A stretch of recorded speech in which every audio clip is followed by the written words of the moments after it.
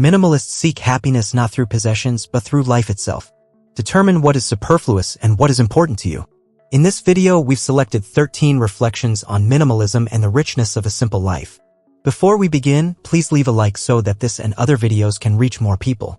Welcome to Quinta Essência. Number 1. Understand the concept of minimalism and use it to your advantage. Minimalism is a tool to help you find freedom. Freedom from fear, worry, guilt, depression, and the traps of consumer culture that shape our lives. In essence, real freedom. This doesn't mean there's anything wrong with having material possessions. Minimalism simply allows you to make these decisions more consciously and teaches us to value what's truly important. In summary, minimalism is a tool to rid your life of excess in favor of focusing on what matters so you can find happiness, fulfillment, and freedom. Minimalists seek happiness not through possessions but through life itself.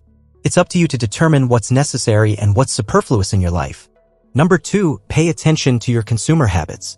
Consumerism does an excellent job when it comes to focusing our attention, energy, and activities on things. Its survival depends on people buying, using, and consuming. If we don't have something, we start to want it, and in doing so, we work harder and harder to acquire it.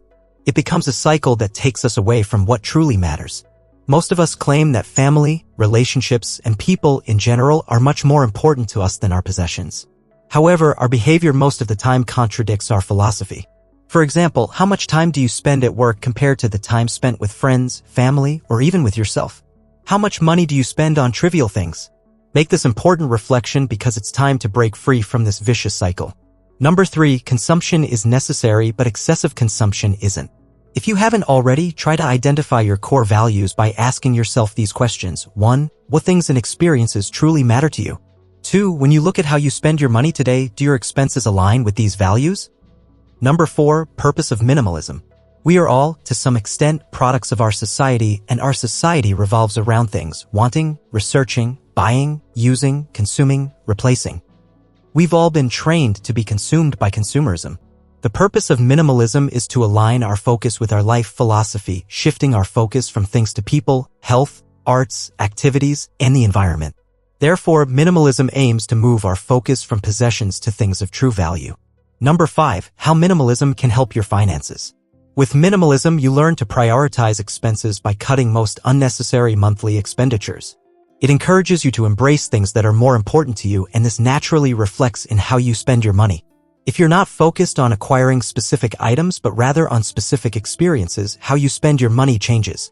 Realizing what's most relevant to you will help with your spending priorities, significantly improving how you manage your money overall. Number 6. More freedom and clarity around your core values. Over time, financial minimalism results in a fatter bank account and, therefore, a larger safety net. More importantly, it teaches you to be a master of your money rather than being controlled by it. That's true financial freedom. Minimalism is about letting go of what doesn't matter in your life and focusing on what does. The things that matter to you usually revolve around your core values, which, once identified, can help you in the process of elimination and adopting a more minimalist approach to your life. Number 7. Minimalism means buying less and spending less. Often, people buy things because they're cheap and it seems like a great deal. However, precisely because they're so cheap, we end up buying more unnecessary things. As a result, we spend more money over time, not less, on things that don't align with our core values and don't bring much satisfaction in the long run. Number 8. Allows you to focus on paying off debts faster. Buying less means having more money to put towards what's essential to you, like getting out of debt, for example. The more money you put toward paying off your debt, the quicker you can break free from the cycle and start allocating more of your money to your financial and life goals. Number 9. Adopt the mindset of a traveler. Throughout history and today, many people have adopted a minimalist lifestyle that rejects and overcomes consumerism. Find motivation in this example and realize that you can join this movement. When we travel, we only take what we need for the journey. As a result, we feel lighter, freer, and more flexible.